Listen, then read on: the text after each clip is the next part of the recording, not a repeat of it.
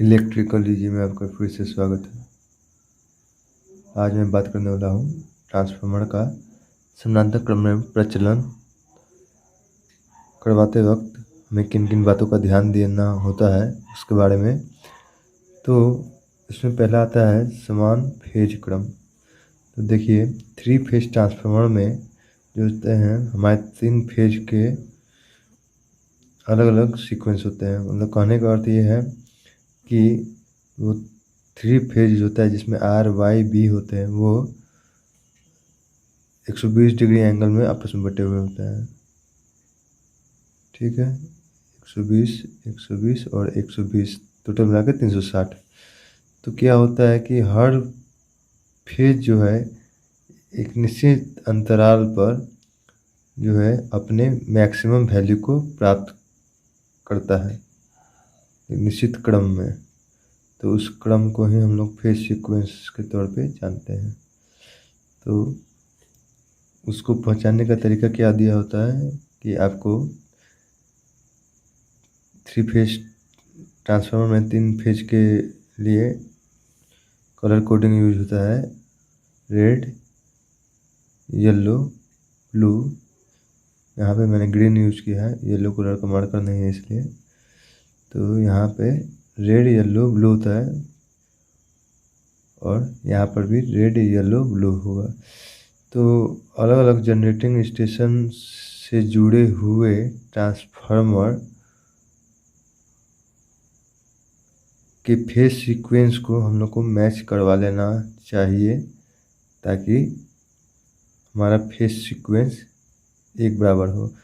कहने का अर्थ क्या है, रेड में रेड वायर जुड़े, येलो में येलो, ब्लू में ब्लू, इस प्रकार से इन्हें जुड़ा होना चाहिए। फिर समान वोल्टेज अनुपात।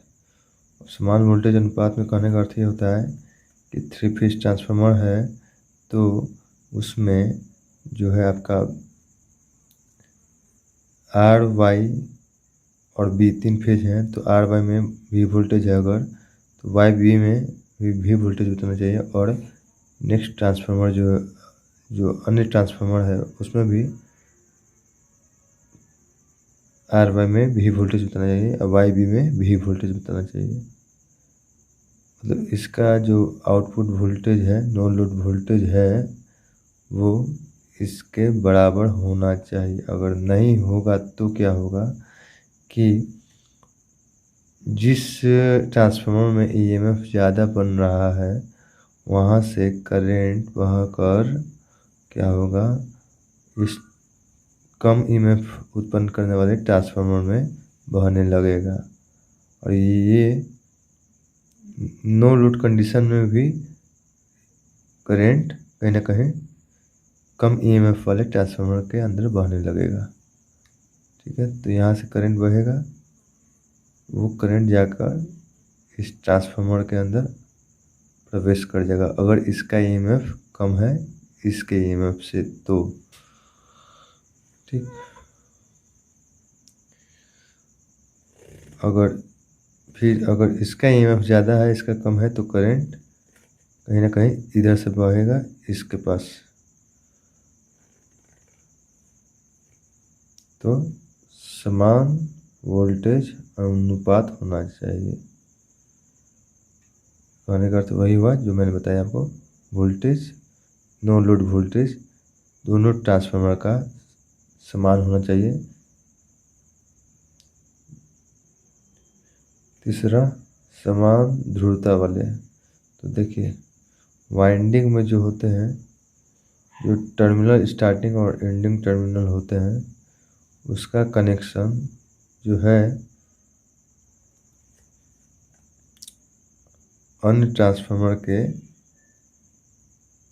स्टार्टिंग और एंडिंग के साथ सही से मैच किया होना चाहिए। अगर स्टार्टिंग इसका पहला ट्रांसफार्मर का मानते ये है और एंडिंग ये है तो इसका स्टार्टिंग दूसरे के स्टार्टिंग से मैच होना चाहिए और नीचे का नीचे से एंडिंग से मैच होना चाहिए, तब जाके ये दोनों का ईएमएफ मिल के काम करेगा।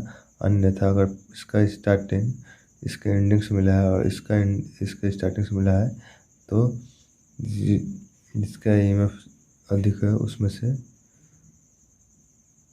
कम ईएमएफ वाला एक दूसरे को घटा देगा, मतलब कार्य करता है, दोनों विपरीत रूप में काम करेंगे। समान प्रति इकाई इम्पीडेंस। थ्री फेज ट्रांसफार्मर के कॉइल में वाइंडिंग लिपटी जाती है, उसमें इंडक्टिव रिएक्टेंस होता है और रेजिस्टेंस होता है। तो दोनों के अनुपात को इम्पीडेंस के रूप में ले सकते हैं। ठीक है, इम्पीडेंस के रूप में ले सकते हैं, मतलब इसमें क्या होता है, समान प्रति इकाई इम्पीडेंस में मतलब होने का अर्थ ये हुआ कि ओवरऑल हम जानते हैं cos फाई मतलब पावर फैक्टर का सूत्र होता है Z/R। तो यहाँ पे केवल कॉइल में इंडक्टिव रिएक्टेंस होता है, तो Z बराबर XL के हो जाएगा।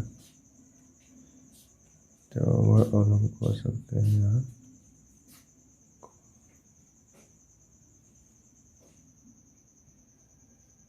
XL/R। ठीक है,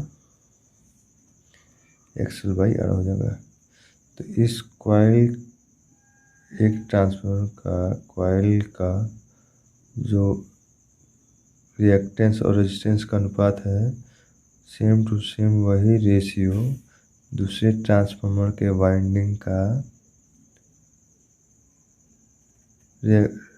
इंडक्टिव रिएक्टेंस और रेजिस्टेंस का अनुपात होना चाहिए। सपोज कीजिए इसका इंडक्टिव रिएक्टेंस 8 है और रेजिस्टेंस 2 है, तो अनुपात 4 होता है। उसी तरह अगर दूसरे ट्रांसफार्मर को संयोजित किया जा रहा है तो उसमें वाइंडिंग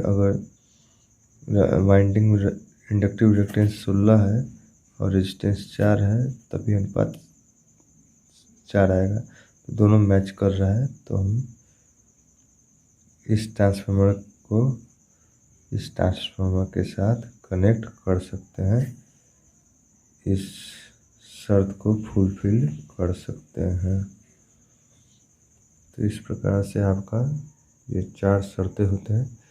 4 शर्तों को फुलफिल हो जाने के बाद हम लोग ट्रांसफार्मर को समानांतर क्रम में आपस में जोड़कर लोड शेयरिंग करने के उपयोग में ला सकते हैं। तो आप लोगों को समझ में आ गया होगा। आप लोगों का वीडियो देखने के लिए बहुत बहुत धन्यवाद।